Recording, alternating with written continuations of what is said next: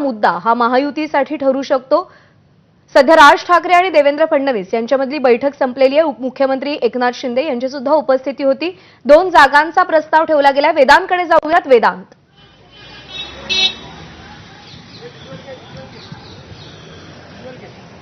नक्कीच आपण बघतो बैठक साधारणपणे 1 ते 1.5 तास चालली आणि त्यानंतर आता सर्व नेते बाहेर पडतात। मुख्यमंत्री एकनाथ शिंदे यांची प्रतिक्रिया आपण जाणून घेण्याचा प्रयत्न केला, मात्र त्यांनी माध्यमांना कोणतीही प्रतिक्रिया न देता या ठिकाणाहून ते पुढे मार्गस्थ झालेले आहेत। देवेंद्र फडणवीस सुद्धा आता पुढे मार्गस्थ होत आहेत। आपण बघितलं एक साधारणपणे 11 सव्वा 11 दरम्यान ही बैठक सुरू झाली होती आणि बैठकीचं महत्त्व म्हणजे मनसेला महायुतीमध्ये सहभागी करून घेण्यासंदर्भातली ही महत्त्वाची बैठक होती। आता ह्याच गाडीमध्ये सुद्धा आपण बघतोय प्रतिक्रिया जाणून घेण्याचा प्रयत्न करूयात।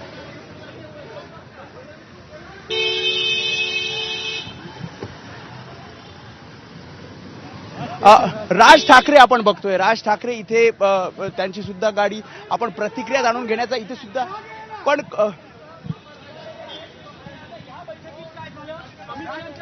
काय झालं या बाबतीतली माहिती ते आपल्या पक्षाच्या पदाधिकारी आणि नेत्यांना देतील। जवळपास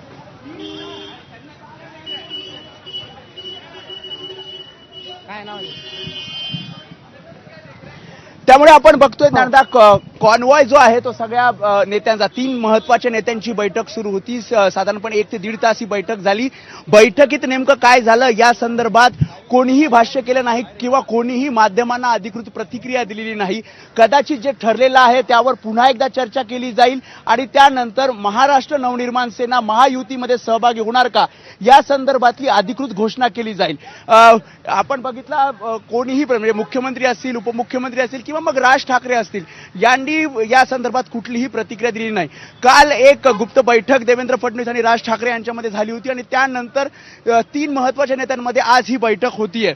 अमित शहांच्या बैठकीनंतर आता राज्यातील नेते यांच्यासोबत राज ठाकरे हे चर्चा करतात आणि आता या चर्चेमध्ये नेमकं काय झालं यावर अधिकृत प्रतिक्रिया महायुतीचे नेते किंवा मग राज ठाकरे तुमच्या सोबत यायला महायुतीमध्ये मनसे जर सामील होणार असेल तर आम्ही त्याचं स्वागतच करू। या सगळ्या गोष्टीचे निर्णय घेण्याचे अधिकार आम्ही सगळ्यांनीच म्हणजे आम्ही मंत्र्यांनी असेल, आमदारांनी असेल, सगळ्या शिवसैनिकांनी, आमचे मुख्य नेते एकनाथ शिंदे साहेबांना हे अधिकार दिलेले आहेत। त्याच्यामुळे जो निर्णय एकनाथ शिंदे साहेब अलायन्सच्या बाबतीमध्ये, तिकिटांच्या बाबतीमध्ये घेतील त्याचं पूर्ण ताकदीनं आम्ही सगळे शिवसैनिक समर्थन करू। पक्षामध्ये कोट्यातून जागा सोडावी लागेल का असे चित्र देखील, कारण दक्षिण मुंबईसाठी आणि शिर्डी लोकसभा मतदारसंघ याच्यामध्ये मी अनेक वेळा आम्ही सगळ्यांनीच सांगितलेलं आहे की हा सगळा अधिकार जो आहे तो आम्ही एकनाथ शिंदे साहेबांना दिलेला आहे। त्याच्यामुळे शिंदे साहेब जो निर्णय घेतील लोकसभेच्या विधानसभेच्या निवडणुकीच्या संदर्भातला तो आम्हाला मान्य राहील। विरोधक कायम असं म्हणतायत की खासदारांच्या निवडणुकीमध्ये सर्व म्हणजे निवडणुकीची उमेदवारी देण्यापासूनचे सर्व अधिकार शिवसेनेचे हे भाजपचे नेते घेत आहेत। मग आताचा जो खासदार कोणाला द्यायचे हा निर्णय देखील आता भाजपच घेणार का असं विरोधक म्हणतात? मला असं वाटतं की पहिली गोष्ट जे कोण आमच्यावर टीका करतायत त्यांची सभा सांगलीमध्ये आहे, त्या सांगलीच्या सभेवर काँग्रेसनं बहिष्कार टाकले ते आधी बघावं आणि मग दुसरीकडे बघावं। लक्षात आलं की नाही? त्याच्यामुळे आमच्यावर त्यांना काही बोलण्याचा अधिकार नाही। आमचं नेतृत्व सक्षम आहे, त्याच्यामुळे सक्षम नेतृत्वाखाली आम्ही काम करतोय। पण सांगलीमध्ये काँग्रेसनं का बहिष्कार टाकला आहे ते त्यांनी जाहीर करावं ना तुमच्याकडे। साहेब, अजित पवार थेट जाहीर सभेमध्ये बोलतात की आपली निशाणी घड्याळच आहे, भाजपाकडनं सहकार्य होत नाही। जाहीर सभेमध्ये अजित पवार काल बोललेले आहेत। नाही, तो राष्ट्रवादीचा वैयक्तिक प्रश्न आहे। अजित पवार साहेब कुठं बोलले ते आम्ही तर कोणी बघितलेलं नाही किंवा आम्ही ऐकलेलं नाही। त्याच्यामुळे अजित पवार साहेबांच्या भाषणावर ते राष्ट्रवादीचे प्रमुख असताना आम्ही त्याच्यावर स्टेटमेंट देणं योग्य नाही। महाविकास आघाडीतून आज बैठक होती, बाळासाहेब आंबेडकरांना मात्र निमंत्रण नाहीये, जवळपास वंचित पुन्हा एकदा बाहेर पडतोय असं चित्र दिसतंय। महायुतीशी काही संपर्क झालेला आहे का? त्यांना महाविकास आघाडीतनं अनेक लोक अशी बाहेर पडत आहेत। पहिला नितीश कुमार साहेब पडले, त्याच्यानंतर अनेक लोक बाहेर पडले। आम्ही अनेक वेळा सांगतोय की सर्वप्रथम एनडीएचा जसा आमचा पंतप्रधान पदाचा उमेदवार नरेंद्रजी मोदी साहेब आहे, तसं त्यांच्या अलायन्सचा उमेदवार तरी त्यांनी जाहीर करावा।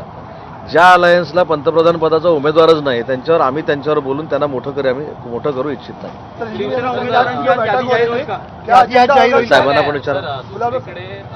म्हणजे आजच्या बैठकीत काही महत्त्वाचे प्रस्ताव पारित ठेवले जाणार आहेत का? उपस्थित काही राजकीय प्रस्ताव असणार आहेत का प्रचारासंदर्भातले किंवा युती धर्म पाळण्यासंदर्भातले?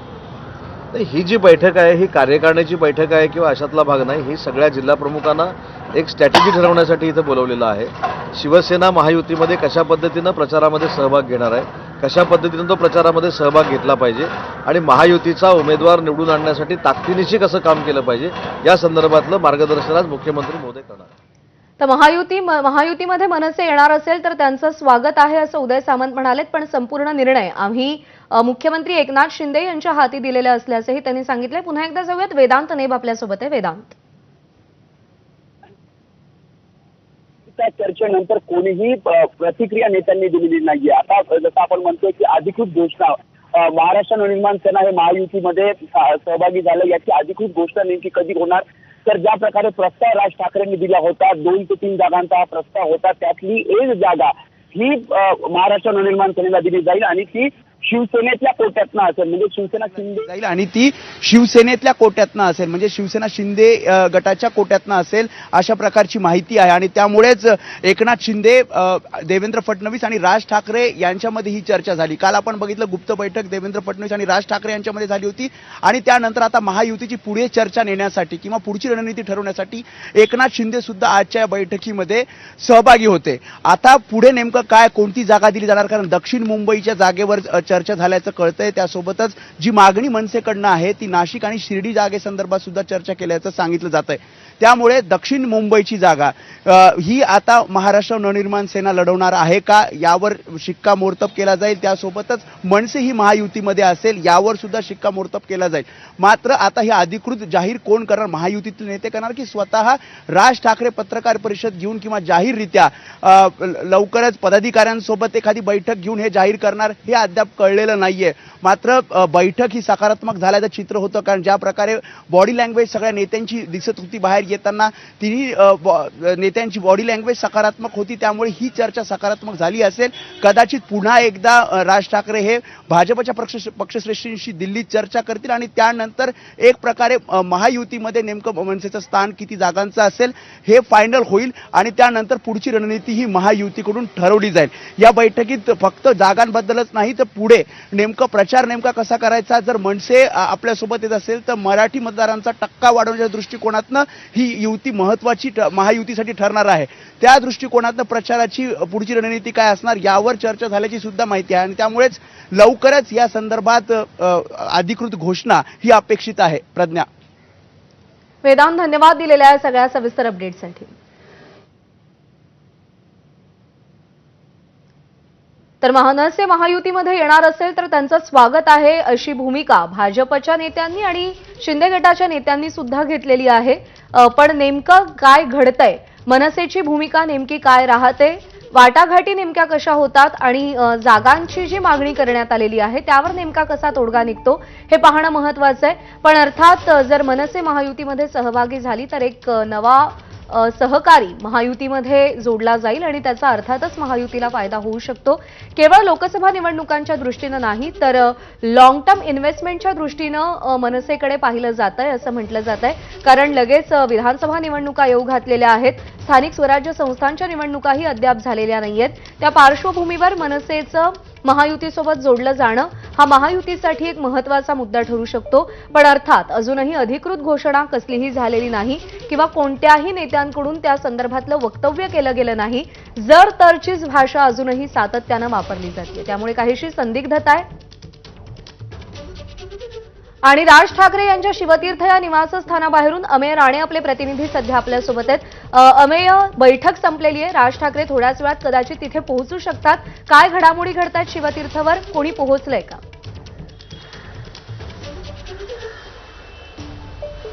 शिवतीर्थावरती मनसेचे नेते आणि पदाधिकारी हे सकाळपासून दाखल झालेले आहेत आणि आपण बघू शकतो की आता त्यांना प्रतीक्षा आहे ती राज ठाकरे यांच्या आगमनाची. शिंदे फडणवीस यांच्यासोबत महायुतीत मनसे सहभागी होणार का? आजच्या बैठकीत जी ताज लँडसेटमध्ये झालेली आहे वांद्रा इथल्या पंचतारांकित हॉटेलात, त्या बैठकीचं नेमकं फलित काय झालंय, तिन्ही महत्त्वाच्या मोठ्या नेत्यांमध्ये नेमकी काय चर्चा झाली आहे, या बैठकीला जरी राष्ट्रवादी काँग्रेसकडनं कुणी उपस्थित नसलं तरी सुद्धा मुख्यमंत्री आणि उपमुख्यमंत्र्यांसोबत झालेली ही बैठक अतिशय महत्त्वाची आहे. गेल्याच काही दिवसांपूर्वी मनसे अध्यक्ष राज ठाकरे यांनी अमित ठाकरे यांच्यासोबत केंद्रीय गृहमंत्री अमित शहा यांची सुद्धा दिल्लीत जाऊन भेट घेतली होती. त्या बैठकीचे तपशील अजून समोर आलेले नाहीयेत, परंतु त्यानंतर राष्ट्रीय नेतृत्वानंतर आता राज्यातल्या भाजपच्या नेतृत्वासोबत आणि सत्तेत असलेल्या दोन सहभागी असलेल्या दोन मोठ्या नेत्यांसोबत बैठकीनंतर नेमकं काय चित्र आता स्पष्ट होतंय हे थोड्याच वेळात स्पष्ट होईल. राज ठाकरे हे आता या बैठकीनंतर आपलं निवासस्थान असलेल्या शिवतीर्थ इथं दाखल होतील अपेक्षा आहे. आपण बघू शकतोय की या गेटवर सध्या तरी कुणी नाहीये, परंतु जो मागचा महत्त्वाचा गेट आहे तिथं मनसेचे अनेक नेते पदाधिकारी हे आता राज ठाकरे यांची वाट बघतायत. कारण की या बैठकीनंतर सर्वात आधी राज ठाकरे हे आपल्या पक्षातील सहकाऱ्यांना, आपल्या महत्त्वाच्या नेत्यांसोबत बैठक घेतील आणि त्यांना या बैठकीत नेमकं काय झालं याची माहिती देतील आणि त्यानंतरच महाराष्ट्र नवनिर्माण सेना ही आगामी लोकसभा निवडणुकीच्या दृष्टीने कशा प्रकारे आपली भूमिका स्पष्ट करते हे पाहावं लागेल. त्यामुळे आजच्या या महत्त्वाच्या बैठकीत नंतर महाराष्ट्र नवनिर्माण सेना आगामी निवडणुकीच्या दृष्टीने कशा प्रकारे आपली रणनीती आखते, काय पावलं उचलते हे थोड्याच वेळात राज ठाकरे आणि त्यांचे जवळचे सहकारी यांच्या बैठकीनंतर स्पष्ट होईल अशी अपेक्षा आहे. ज्ञानदा, अमेय अपडेट जाणून घेत राहू. सध्या धन्यवाद दिलेल्या माहितीसाठी. तर मनसे महायुतीमध्ये येणार असेल तर त्यांचं स्वागत असल्याचं उदय सामंत म्हणालेले आहेत. मुख्यमंत्री जो निर्णय घेतील तो मान्य असेल असंही त्यांचं म्हणणं आहे. मुख्यमंत्री एकनाथ शिंदे, देवेंद्र फडणवीस आणि राज ठाकरे यांच्यातली बैठक संपलेली आहे. जवळपास 1.5 तास या तिघांमध्ये चर्चा झाली. या चर्चेचं फलित नेमकं काय, या बैठकांचं फलित नेमकं काय हे काही दिवसांमध्ये, काही वेळामध्ये कदाचित स्पष्ट होऊ शकतं. कारण ही बैठक झाल्यानंतर राज ठाकरे आता शिवतीर्थ या त्यांच्या निवासस्थानी जाणार आहेत आणि त्यानंतर मनसेच्या नेत्यांसोबत, पदाधिकाऱ्यांसोबत ते संवाद साधणार आहेत, चर्चा करणार आहेत आणि त्या पार्श्वभूमीवरती त्यानंतर पुढे नेमका काय निर्णय घेतला जातो याचीही उत्सुकता आहे. 2 जागांचा प्रस्ताव मनसेनं दिलेला आहे. 1 जागा मिळू शकते असा अंदाज आहे. ती जागा असेल कदाचित दक्षिण मुंबईमधली आणि त्या जागेसाठी मनसेचे पहिल्या फळीतले नेते बाळा नांदगावकर यांचं नाव सुद्धा चर्चेत आहे. 2 वर्षांपूर्वीच्या गुढीपाडवा मेळाव्यामधून राज ठाकरे यांनी त्यांच्या राजकारणाचा गिअर काहीसा बदललेला होता. 2019 मध्ये ज्यावेळी त्यांनी लावरे तो व्हिडिओचं कॅम्पेन राबवलं होतं त्यावेळी काहीसा ट्रॅक त्यांच्या राजकारणाचा बदलला होता. पण त्यानंतर राज ठाकरे यांनी आपल्या पक्षाचं चिन्ह बदललं आणि त्यानंतर सातत्यानं हिंदुत्वाची भूमिका घेऊन, हिंदुत्वाचा झेंडा घेऊन राज ठाकरे पुढे जात होते. आपल्या भाषणांमधूनही त्यांनी सातत्यानं टीका केलेल्या होत्या, हिंदुत्वाचा मुद्दा पुढे नेलेला होता आणि त्या पार्श्वभूमीवर तेव्हापासूनच चर्चा सुरू झाली होती की सध्या राजकारणामध्ये म्हणजे ज्यावेळी महाविकास आघाडीचं सरकार स्थापन झालेलं होतं, भाजपसोबत असलेला शिवसेना हा पक्ष जो हिंदुत्ववादी पक्ष म्हणून ओळखला जायचा तो भाजपसोबतचा पक्ष महाविकास आघाडीमध्ये गेला होता. त्यामुळे काहीसा एक व्हॅक्यूम क्रिएट झालेला होता आणि हा व्हॅक्यूम भरून काढण्यासाठी राज ठाकरे यांचं नाव सातत्यानं पुढे येत होतं. पण त्यानंतर शिवसेनेमध्ये बंड झालं. एकनाथ शिंदे यांनी हिंदुत्वाचाच मुद्दा हाताशी धरून पुन्हा एकदा भाजपसोबत जाण्याचा निर्णय घेतला आणि त्यानंतर या चर्चा काहीशा पाठी पडलेल्या होत्या. पण राज ठाकरे यांनी आपल्या भूमिका कधीही बदलल्या नाहीत त्यानंतर. त्यामुळे सातत्यानं ही चर्चा होती की राज ठाकरे हे भाजपसोबत, महायुतीसोबत येणार का आणि त्या चर्चांना आता काहीसं मूर्त रूप मिळताना आपण पाहतोय. बैठका होतायत, चर्चा होतायत. अर्थात या सगळ्याचं फलित काय, या सगळ्याचं सार काय हे काही दिवसांमध्ये कळू शकेल. अधिकृत घोषणा कधी होते याची उत्सुकता आहे.